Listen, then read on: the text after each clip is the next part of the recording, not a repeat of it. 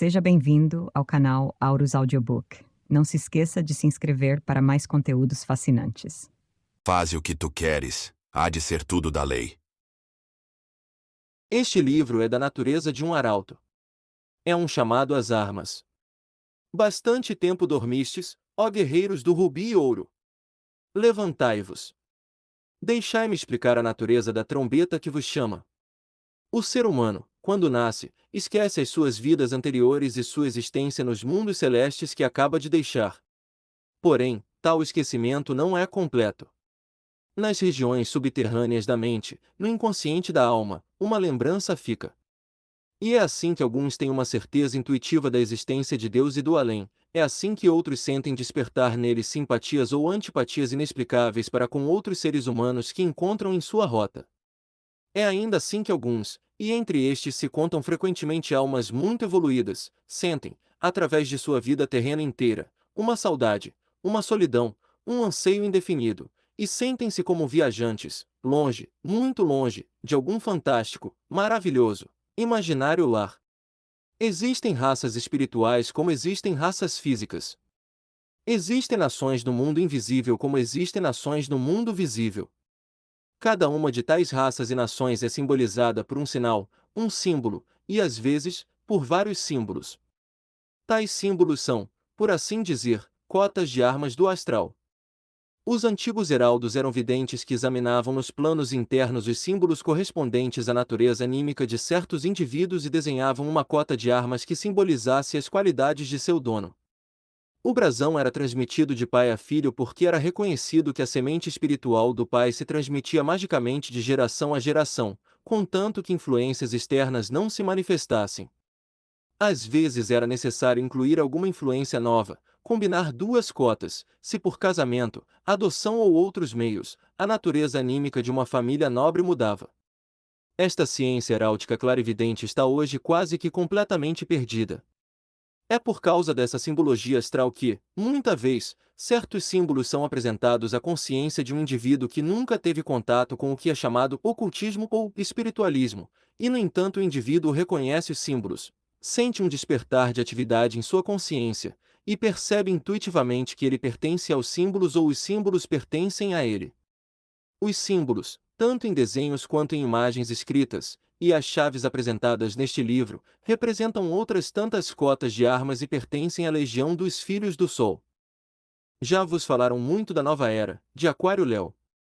Ela começou em abril de 1904, quando a Terra foi ocultamente regenerada pelo fogo. Todas as crianças nascidas após esta data trazem no inconsciente o selo das energias e tendências espirituais da nova era. Chamamos o grupo dos Filhos do Sol encarnados no Brasil à execução de suas vontades. Chamamo-los à consciência do fito da encarnação. Chamamo-los à realização da grande fase o que tu queres há de ser tudo da lei. Muito vos tem sido dito a respeito das razões para a encarnação do mundo. Muito vos tem falado da divina redenção da dor. Tem-vos sido dito que este mundo é um vale de lágrimas, um antro de demônios que se encarnam para expiar os seus pecados. Somente o sofrimento, dizem-vos, traz a luz e a libertação. Eu vos digo que tudo isso está acabado. Faze o que tu queres há de ser tudo da lei. Não procures luz nas igrejas e nos templos, a luz está em ti.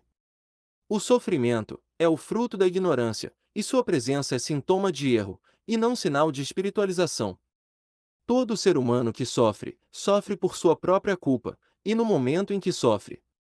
Os vossos erros passados determinam as vossas condições de manifestação, mas as essências do vosso íntimo, o fogo interno que queima no coração da estrela caída, está sempre presente em vós, está sempre presente em vós a possibilidade da pedra filosofal, que transmuta o pesado, penoso chumbo de Saturno no belo, luminoso rubi e ouro do Sol.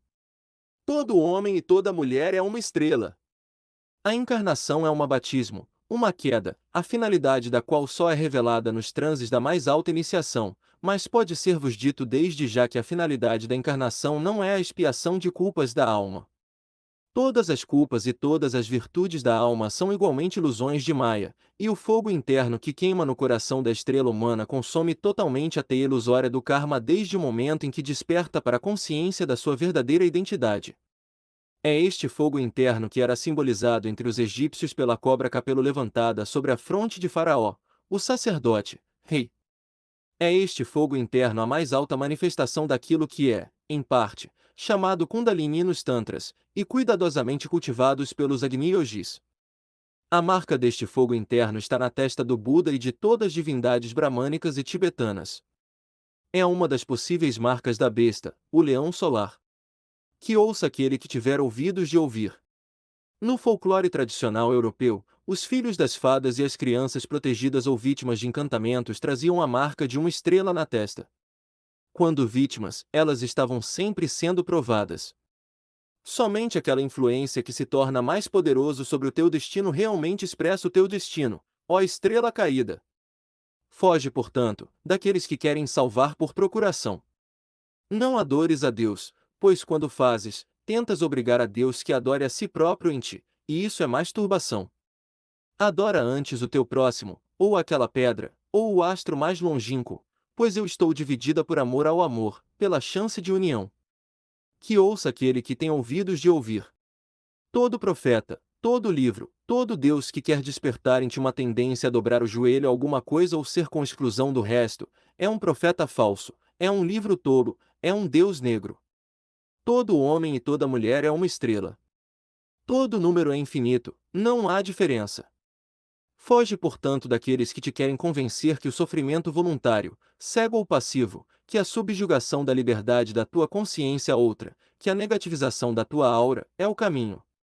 Tu és o teu próprio caminho. Por isto está escrito: conhecereis a verdade, e a verdade vos fará livres. Este mundo não é um antro de demônios espiando seus pecados, este mundo é um dossel de deuses que dormem, e dormindo, sonham. Tem-vos sido dito: tende piedade dos pobres, dos humildes e dos fracos. Mas eu vos digo: que direito tendes de sentir piedade dos mortos, vós que estáis mortos? Pois se estivesseis vivos, saberíeis que o Espírito é eterno, indestrutível e divino, que a terra não pode enterrá-lo, que a água não pode afogá-lo, que o ar não pode soprá-lo, que o fogo não pode queimá-lo, que o éter mesmo, e os outros dois, não são mais que envolturas tomada pela eterna chama quando repousa e sonha no regaço da natureza. Portanto, os mestres são sem piedade e egoístas, calcam aos pés os que caem e pensam somente em si próprios. Portanto, está escrito que para fazer ouro é preciso ter ouro para começar. Portanto, está escrito que aquele que tem, mais lhe será acrescentado, mas aquele que não tem, até o que tem lhe será tirado. E, portanto, também está escrito, na palavra de algum santo rabino da velha Judéia: deixa que os mortos enterrem seus mortos. Aqueles que têm em mente a libertação do homem não podem aceitar senão a atividade individual e espontânea dos outros. Portanto, os mestres limitam-se a apontar todos os detalhes úteis de uma situação, para fazê-la clara ao julgamento, e nunca salvam os homens de seus erros nem manifestam piedade pelos que caem. A compaixão é um sentimento ilusório e ofensivo à natureza real do homem. Acaso tendes piedade de Deus?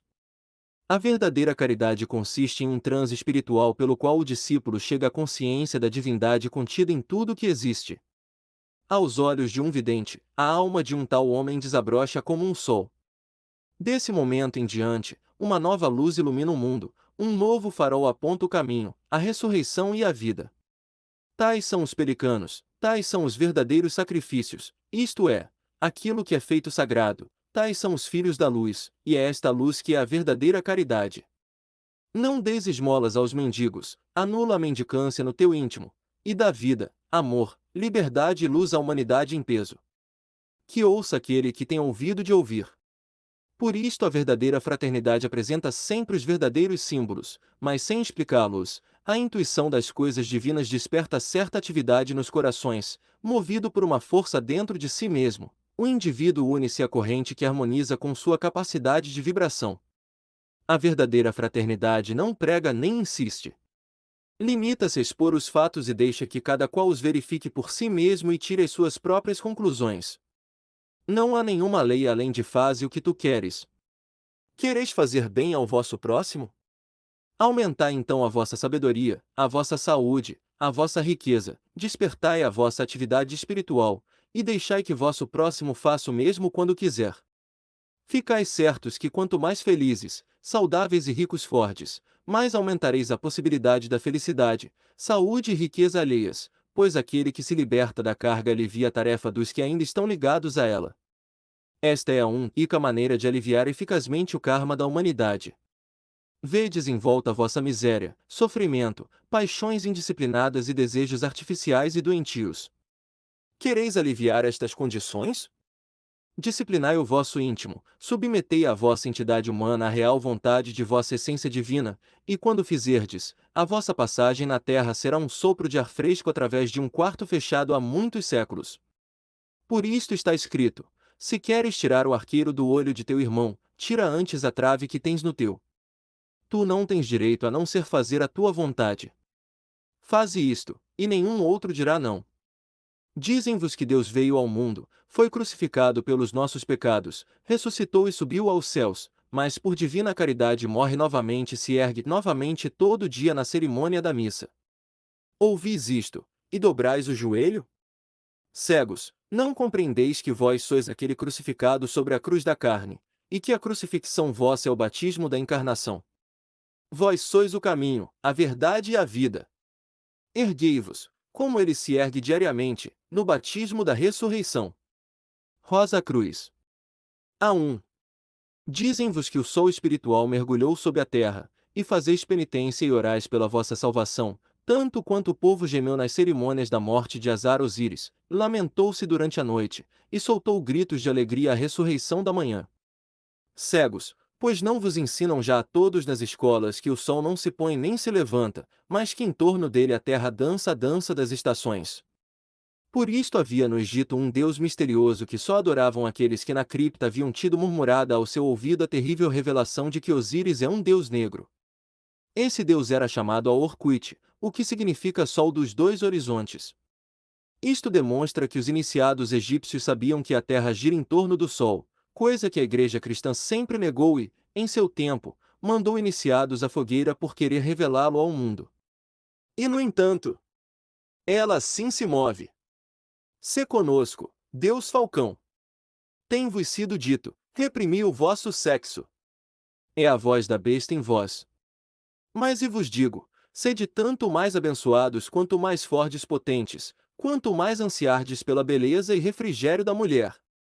Porque, é verdade, a voz do sexo é a voz da besta em vós, é a voz do Cordeiro de Deus e a voz do leão solar. 666. A1. As macerações e o masoquismo psicofisiológico são o defeito necessário de todos os sistemas religiosos desenvolvidos durante a era de Virgo Piscis. Por isto tem-vos sido dito que ir à igreja aos domingos, ou à sessão espírita uma vez por semana, ou ao candomblé na sexta-feira ou sábado, e abandonar-vos a uma receptividade passiva de diversas influências que são derramadas sobre vós, é adorar o verdadeiro Deus. Dizem-vos que a espiritualidade consiste em dobrar o joelho humildemente e confessar-se indigno e pecador, e oferecer meigamente o pescoço à espada temível do Juiz Supremo. Eu vos digo que tudo isso está acabado. Eu vos digo que só é verdadeiro o culto e só é santo o sacerdote cuja atividade desperta em vós a consciência, mesmo se temporária, da divindade de vos mesmos. Eu vos digo que na idade de Aquário-Léo, os homens devem orar pelos seus atos. Eu vos digo que os homens não mais se conhecerão pelas intenções, pelos pensamentos, ou mesmo pelas palavras. Digo-vos que não há graça espiritual que vos salve da consequência de vossos atos, nem juiz espiritual que vos condene. Digo-vos que a lei do karma é a lei de causa e efeito da ciência. Digo-vos que o Deus que recompensa ao que dobra o joelho e se confessa cheio de faltas e pede perdão é um vampiro, é um Deus falso, é um Deus negro. Digo-vos que o verdadeiro Deus está dentro de vós. Digo-vos que nenhum dos vossos atos vos condena a não ser na medida que vos vela da consciência do olho que se abre sobre vós. Digo-vos que sois chamados à grande obra, e não esperar que algum ou algo vos auxilie ou vos conduza. E digo-vos, enfim, que o maior crime que podeis cometer contra a chama que queima em vosso coração é dobrar o joelho diante de qualquer relicário que não seja esse relicário interno. Não sabeis que sois o templo de Deus vivo? Eu sou só, não há nenhum Deus onde eu sou. Não vos masturbeis psiquicamente em momentos de inspiração provocada por circunstâncias exteriores à vossa vontade, pensando que estáis adorando a Deus quando apenas vos estáis abandonando à expansão de um turbilhão astral. Se quereis orar ao verdadeiro Deus, trabalhai, Não importa em que, mas trabalheis com capricho, com devoção, fazendo do vosso trabalho vosso culto, pois quando trabalhais ativamente com concentração, fazeis germinar as sementes de individualidade e iniciativa que existem latentes dentro de vós. Por isso está escrito: o que quer que tua mão faça, faze-o com todo o teu poder. E por isto, também, está escrito: conhecê-los-eis pelos seus frutos. Há entre vós muitos que vos professais seguidores de Jesus, e que no entanto pretendeis como vosso chefe espiritual o príncipe conde Saint-Germain. Sabei então o que esse mestre disse certa vez a um assustado discípulo: sim, meu amigo, Jesus não é nada, mas afligir-vos é sempre alguma coisa, e portanto, não mais falarei. Osíris é um deus negro. Apo Pantos Cacodaimonos. Somente a criança divina é o deus de luz para os próximos 2000 anos. Por isso está escrito que ninguém que não se torne como uma criancinha entrará no reino dos céus, e por isto está também escrito que o leão e o cordeiro se deitarão lado a lado, e uma criancinha os conduzirá. Sê conosco, Deus menino. Sê conosco, Deus falcão. Tem-vos sido dito: a lei natural é uma, a lei divina é outra. Mas eu vos digo que as leis naturais são as únicas leis divinas. Por isto o verdadeiro cientista, e principalmente o astrônomo, é o mais profundo sacerdote de Deus. A natureza é o corpo de Deus. Glória a Nossa Senhora das Estrelas, ó homens! Isis Urânia, mãe de nós todos, a um. Escreveu um grande iniciado, o fito daquele que queria ser mestre é único, os homens chamam-no de ambição pessoal. Isto é, ele quer que seu universo seja tão vasto, e seu controle de seu universo tão perfeito, quanto for possível. Leu um verme em forma humana estas palavras, e gritou: esse homem é egoísta e maligno. Ele quer dominar-me. Leu um aspirante estas palavras, e pensou alegremente: eis o meu fito. Os escravos servirão. Ouça aquele que tiver ouvidos de ouvir. Vede em torno vossos muitos indivíduos que se professam verdadeiros seguidores do verdadeiro Deus, porque praticam a caridade, isto é, dão esmolas aos mendigos, socorrem os famintos, montam orfanatos e promovem auxílio aos desempregados. Em verdade vos digo que esses são cegos conduzindo os cegos, tanto os que conduzem como os que são conduzidos reagiram sempre ao círculo vicioso do karma instintivo do homem lunar. Pois aquele que dá esmolas aos mendigos incita seu próximo à mendicância, aquele que socorre os famintos afasta muita vez o aguilhão que desperta uma consciência animal à atividade humana. Aquele que monta orfanatos deveria antes ensinar aos ignorantes a controlar os seus instintos, e aquele que oferece emprego indiscriminadamente a um desempregado mais das vezes interrompe uma fase de deslocamento que leva um homem a descobrir sua verdadeira vocação e vontade. Por isto os mestres não auxiliam os homens, mas fazem com que eles aprendam a se auxiliarem a si próprios. Uma palavra a dizer-vos sobre o Espiritismo. Quer sejam os seus chefes espíritos descarnados, quer sejam cascarões astrais em processo de decomposição, quer sejam egrégoras de correntes das mentes instintivas associadas, existe em sua prática um defeito técnico e um defeito espiritual, a saber, que os médios desenvolvem a tendência ao abandonamento passivo aos turbilhões astrais, o que é contrário aos deveres da evolução humana. E o inspirador espiritual dessas coortes e desse movimento é dito ser Jesus, isto é, uma entidade que jamais existiu como tal, e que não foi mais que a máscara com que Osíris foi oferecido aos gregos e romanos. No passado, tudo isto seria talvez de pouca importância, mas lembrai-vos que a espiral tem dado mais uma volta, e que Osíris é um deus negro. Ouça aquele que tem ouvidos de ouvir. Uma palavra a dizer-vos sobre a macumba. Quer sejam os seus chefes espíritos africanos desencarnados, quer sejam demônios do baixo astral em disfarce, existe nas práticas deste movimento o mesmo defeito técnico que existe no espiritismo, isto é, o uso da força de OB.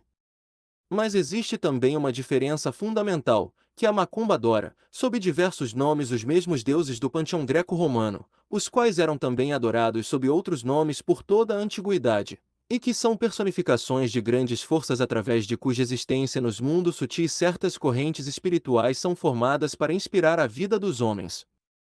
Portanto, a macumba é mesmo prejudicial à individualidade interna que o espiritismo, por isto que não ofende os fatos da natureza. No passado tudo isto teria pouca importância, mas lembrai-vos que a espiral tem dado mais uma volta, e que despertou de seu sono de 2000 anos o mais misterioso deus dos pagãos, o grande deus Pan.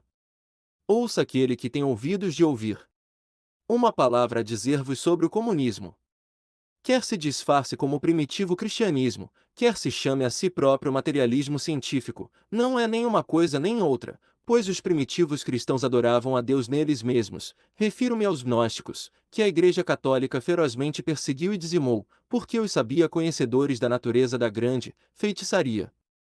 Quanto ao materialismo científico, isto é coisa que o comunismo nunca foi, sendo baseado num certo número de axiomas romanescos idealísticos que nada têm a ver com os fatos da ciência, como, por exemplo, que os homens são todos iguais, quando a evidência é farta de que a lei natural a este respeito é variação da norma, e como, por exemplo, que possessões pessoais ofendem a comunidade humana, o que é fundamentalmente falso e até tolo, pois se a propriedade pessoal fosse o roubo, como querem os socialistas, os homens teríamos todos um só corpo, um só cérebro, uma só língua, um só pênis e um só ânus.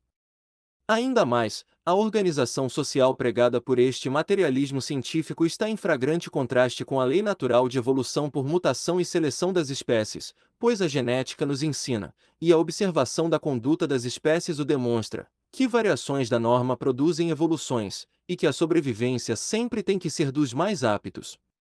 Toda a sociedade humana, portanto, que não permite o máximo de liberdade para cada indivíduo de desenvolver livremente por escolha própria as suas tendências naturais, e de competir livremente e igualmente com outros sobre o campo de batalha da vida, é uma sociedade idealística, que nada tem a ver com materialismo ou com a ciência. Portanto, o comunismo, como qualquer outra tendência à uniformidade e sujeição do indivíduo aos interesses de um rebanho ou de uma entidade fictícia, o Estado, é uma tendência malsã, idealística e viciosa. Combatei-o com todas as forças de vossa individualidade. Vós que sois verdadeiros homens. Tu não tens o direito a não ser fazer tua vontade. Faze aquilo e nenhum outro dirá não. Ouça aquele que tem ouvidos para ouvir. Uma palavra a dizer-vos sobre a Igreja Católica. Está morta, como todos os que lhe pertencem, e sua aparente grande atividade presente não é mais que a turbulência inconsciente de decomposição de um cadáver gigantesco.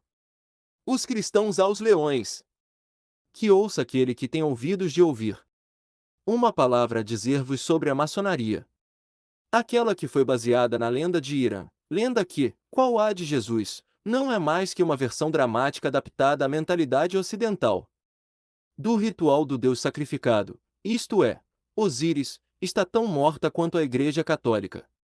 Há porém esta diferença fundamental, que a maçonaria tendo sido iniciada por adeptos da Fraternidade da Luz para combater a grande feitiçaria da Loja Negra, neste momento mesmo novos brotos maçônicos estão sendo cuidadosamente regados pelos mestres encarregados da disseminação da Boa Nova, isto é, dos princípios sociais e espirituais da nova era, e esses mestres são, como disse uma inspirada das lojas do Tibete, um dos mestres ingleses e o Conde de Saint-Germain. O nome do mestre inglês pode agora ser revelado. Ele era Sir Aleister Crowley, Master Grau 33 e Rei da Ordem do Templo para a Inglaterra, e papel mais importante ainda ele desempenhou como encarnação da besta 666. Que ouça aquele que tiver ouvidos de ouvir. Quanto ao Conde de Saint-Germain, também chamado por alguns de Mestre Racoxe, e que sorri dessas tolices, ele segue os passos do mestre inglês com o mesmo assombro e admiração com que no passado seguiu os passos do Conde de Cagliostro. Que ouça aquele que tiver ouvidos de ouvir. A maçonaria está morta, ela vive. O rei está morto, viva o rei. Uma palavra a dizer-vos sobre a educação das crianças. Vossos filhos não vos pertencem, e pais que não dão aos seus rebentos o nome deles próprios, seguindo de filho, estão satisfazendo uma triste vaidade.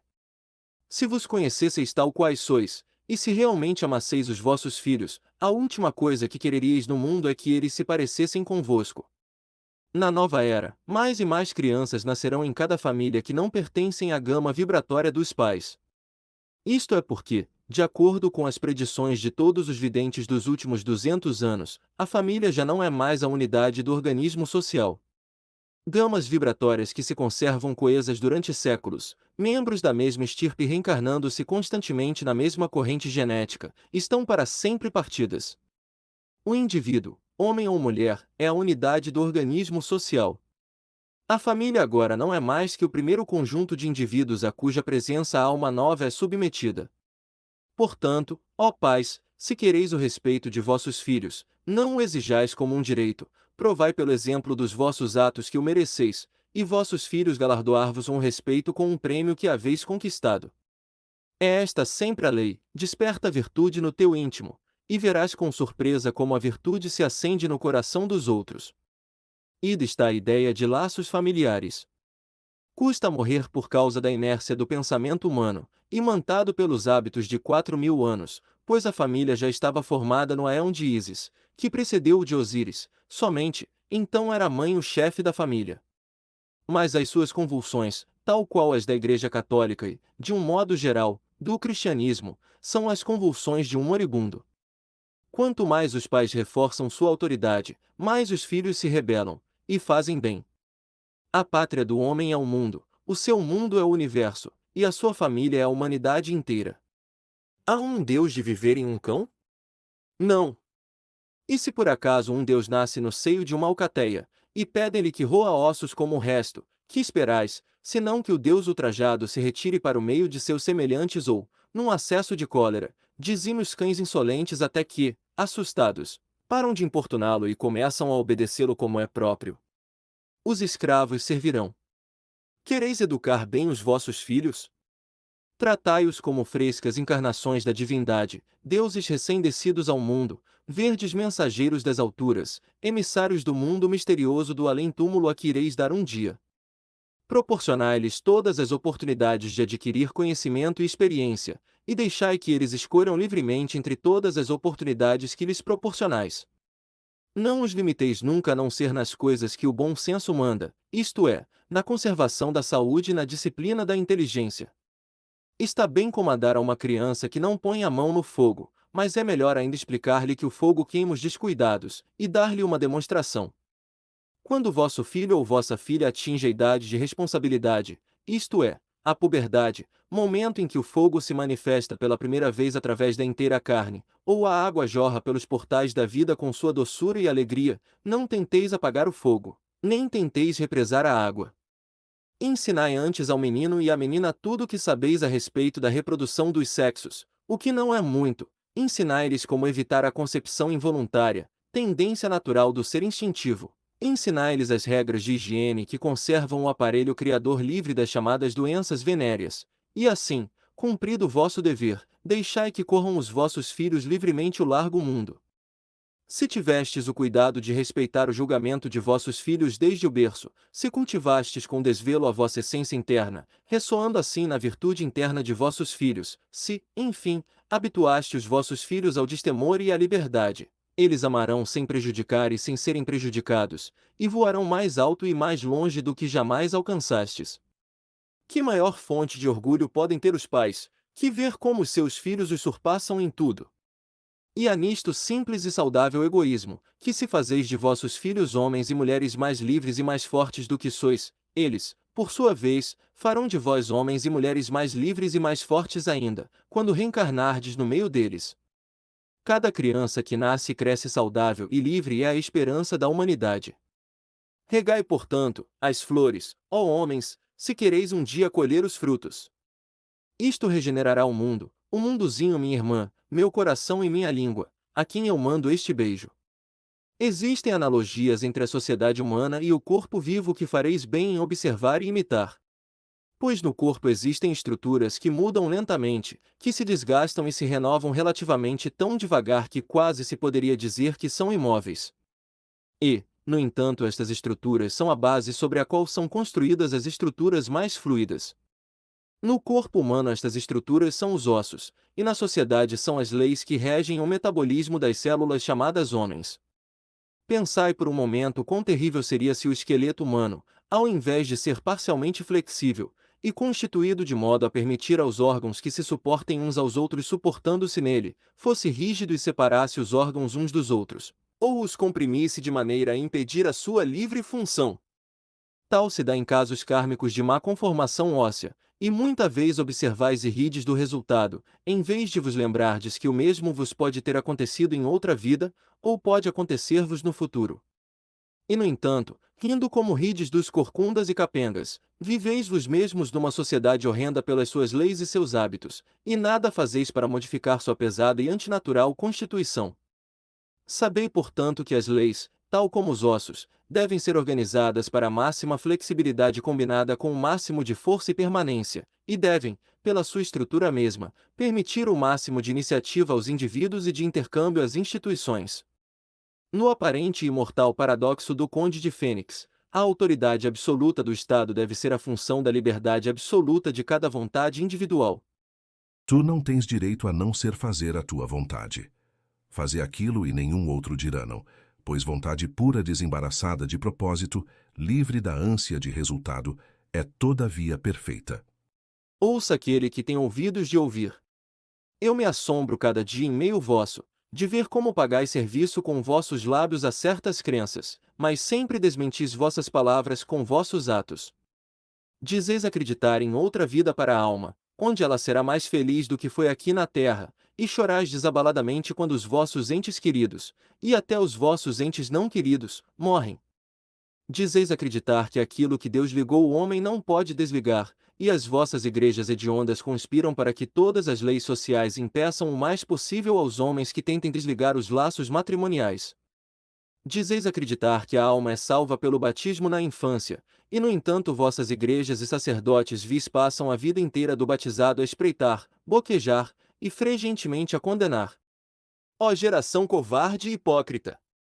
Dai um festim quando alguém morre, dai o cadáver de comer às bestas, ou ofertai-o ao hospital mais próximo, e confiai a alma às mãos de sacerdotes iniciados para que a acompanhem e aconselhem na viagem às plagas divinas, tal qual fazem ainda os simples povos do Tibete. Ó degenerados, ó devassos, ó impotentes! Não vos intrometais com as leis do amor, que é o instrumento e modo de operação da vontade espiritual dos homens. Ó fariseus imundos, descrentes e malfazejos!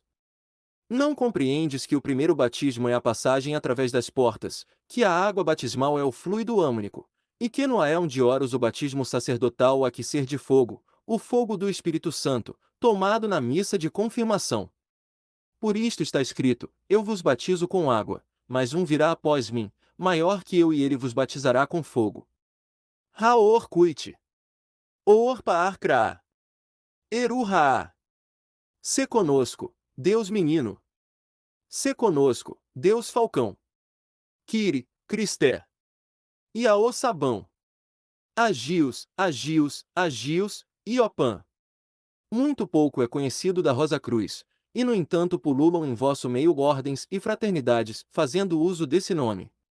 Transcrevo aqui, para vossa edificação, as palavras simples de um homem que tinha algum conhecimento do que estava falando. É curioso, mas é assim. Para poder falar da mais elevada das entidades iniciáticas conhecidas no Ocidente, devo usar tal nome sem antepor os termos ordem, fraternidade, ou algo semelhante, para que o leitor ou o discípulo não confundam com algumas das inumeráveis sociedades que, qual cogumelos, surgiram com nomes imitativos da Rosa Cruz. É também necessário declarar aqui, algo que o não foi bastante claramente pelos que me precederam, que a Rosa Cruz, isto é, a misteriosa Fraternidade Suprema, que atua com tal nome há uns 3 séculos somente no Ocidente, sempre existiu sob outras denominações. Não tem sede que alguém possa situar em nenhuma cidade, nem seus membros se declaram como tais. Isto é tudo o que se pode dizer do ponto de vista da sua organização. Ao que se refere à sua atuação, parece muito simples explicá-la, cada vez que um ambiente determinado, sociedade, centro iniciático ou o que seja, necessita e merece a atenção da Rosa Cruz. Se envia algum missionário relacionado pelo menos com os círculos externos de ela, ou, em outros casos, algum dos membros de dita sociedade ou fraternidade é inspirado, sendo também possível que ele mesmo não se dê conta cabal por muito tempo às vezes de como está sendo inspirado, dirigido e observado. Quando finalmente se dá conta, é porque já está maduro em seriedade, discrição, dedicação e capacidade. Isto é, pelo menos, o que sei de fonte que, como se diz em linguagem diplomática, deve ser considerada como habitualmente bem informada. Mais tarde ainda, esse escritor acrescenta, Toda sociedade que se diga ou se tenha pela autêntica e única Rosa Cruz, ou bem está enganada, ou está enganando.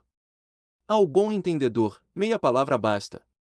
Do pouco que é conhecido da verdadeira Rosa Cruz, podemos concluir o seguinte: primeiro, os Rosa Cruz adotam as vestimentas da época e país em que viajam ou atuam. Segundo, eles se conhecem imediatamente entre si por certas características que passam desapercebidas dos profanos. Terceiro, a influência Rosa Cruz está tão mais longe de organizações rosacrucianas quanto mais estas protestarem que está perto. Quarto, os Rosa Cruz adoram periodicamente em um templo do Espírito Santo, onde aprendem a curar os doentes, transmutar os metais e onde comungam uns com os outros. Esse templo está ao mesmo tempo em toda parte e em parte alguma, é a coisa mais fácil de achar pelo iniciado e a coisa jamais sonhada pelo profano. Quinto, a característica fundamental dos Rosa Cruz é que eles possuem o elixir da vida, a pedra filosofal, o summum bonum e a felicidade perfeita. Sexto, não se segue, de que os Rosa Cruz se dedicam a curar os doentes, que eles sejam médicos por profissão, nem se segue, de que eles possuem o elixir da vida, que eles prolonguem sua existência terrena.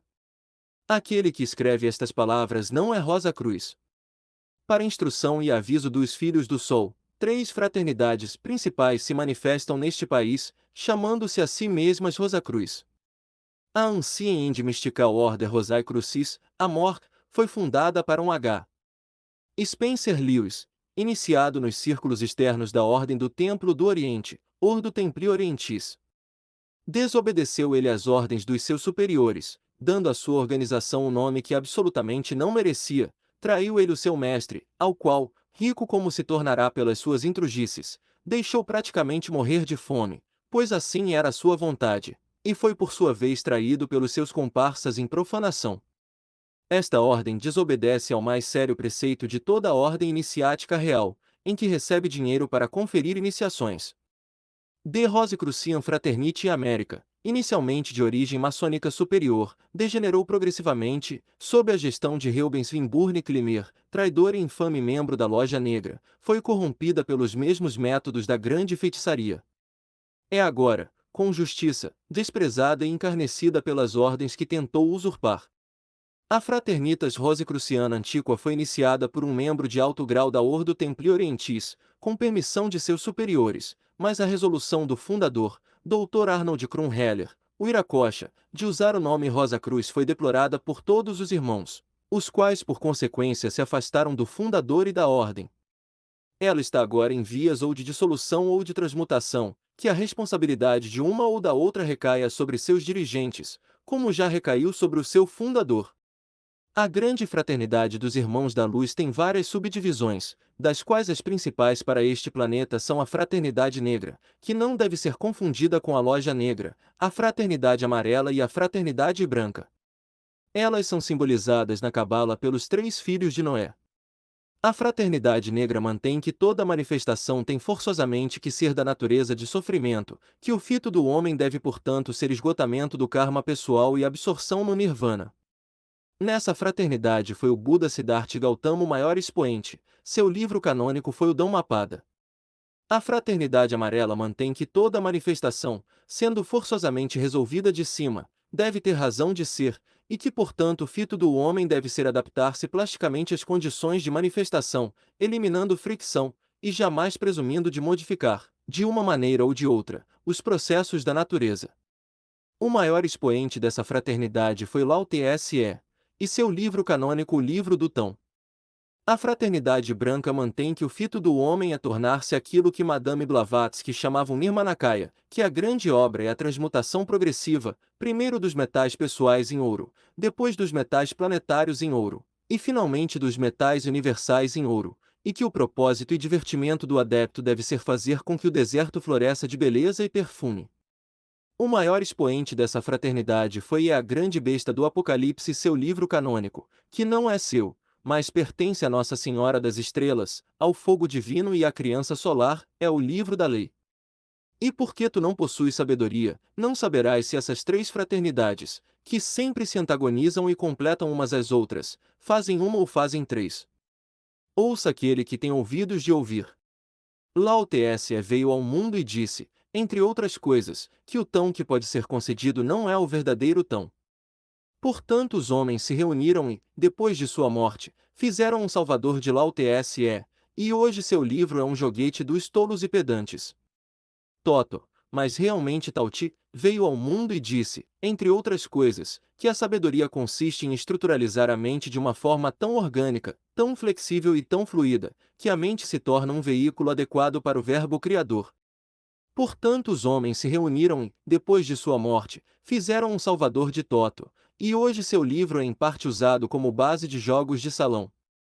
Buda veio ao mundo e disse que não havia nem salvador nem salvação, que dores e macerações não conduzem o homem à paz divina, que toda manifestação era necessariamente da natureza de um sofrimento, e que a essência da sabedoria consiste na extinção. Portanto os homens se reuniram e, depois de sua morte, fizeram um salvador de Buda, rezaram penitência em seu nome, e imploraram a ele que os conduzisse à libertação. Dionísio veio ao mundo, ele, Osíris ressurrecto, e ensinou aos homens que no processo de geração, com sua morte e ressurreição, está contido o supremo mistério da construção do templo do Espírito Santo, do Verbo manifestado em carne, do reino na terra. E portanto os homens adoram-no sob muitos nomes, inclusive o de Jesus, e rogam-lhe que os conduza à salvação. E no entanto, ajuda-te, que Deus te ajudará, diz a sabedoria do povo. Mohammed veio ao mundo e destruiu parcialmente a grande feitiçaria da Loja Negra, engendrada após a extinção metódica da Igreja Gnóstica Esotérica, e perseguição que durou 20 séculos da Igreja Gnóstica Esotérica. Glória a Mohammed, espada de Deus! Profeta parcial, mas profeta contudo, da unidade de Deus e da virilidade do homem. E agora, vos é dito, faze o que tu queres há de ser tudo da lei. Ouça aquele que tiver ouvidos de ouvir a voz da besta 666. A nossa fraternidade é a fraternidade dos filhos da luz. A nossa habitação é o lago de fogo eterno, o sol. O nosso pai é Satã, o senhor do fogo eterno, o senhor do sol, o logo solar. Os nossos chefes são a besta 666, o leão solar, e a sua concubina Babylon. Quando encarnados sobre a terra eles são sempre um homem e uma mulher, cuja atividade superior desperta o fogo estelar no coração dos homens. Acima de nosso pai Satã, que também foi através dos tempos chamado Abrasaques, Mitras, Ra, Baal, Al, Ala, Cristo e incontáveis nomes, a Nossa Senhora das Estrelas, em cujo seio nosso pai repousa, e Adit seu esposo, dos quais nada é permitido revelar, e dos quais nosso pai é um dos filhos, cujo corpo é a estrela Sol. Os homens sempre têm adorado o sol espiritual, do qual somos chispas cristalizadas sobre a terra, e nossos sonhos e anseios divinos são memórias de nossa casa, o imenso lago de luz. Falamos aqui dos filhos do sol, pois há outros encarnados sobre a terra que são filhos de outras estrelas, pois, como está escrito, a casa de meu pai tem muitas moradas. Mas estas coisas são de interesse apenas para os mais altos iniciados, porque só eles podem realmente compreendê-las e utilizá-las. Na era de Aquário-Léo, o mundo já foi regenerado pelo fogo, a estrela caiu sobre a terra, e a escuridão do mundo já se enverdece e galardoa de aurora. Hoje ele não é nosso pai, apenas, é nosso mestre e nosso esposo, é nós mesmos, a criança coroada e conquistadora, Horus, o filho de Ísis e Osíris, em seu nome Eru-Ra, o Deus menino, o verbo feito carne em cada um de nós. Tu que és eu mesmo, além de tudo meu, sem natureza, inominado, ateu, que quando mais se esfuma, ficas no crisol, tu que és o segredo e o coração do sol, tu que és a escondida fonte do universo, tu solitário, real fogo no bastão imerso, sempre abrasando, tu que és a só semente de liberdade, vida, amor e luz eternamente, tu, além da visão e da palavra, tu eu invoco, e assim meu fogo lavra. Tu eu invoco, minha vida, meu farol, tu que és o segredo e o coração do sol, e aquele arcano dos arcanos santo, do qual eu sou veículo e sou manto, demonstra teu terrível, doce brilho, aparece, como é a lei, neste teu filho. Amor é a lei, amor sob vontade.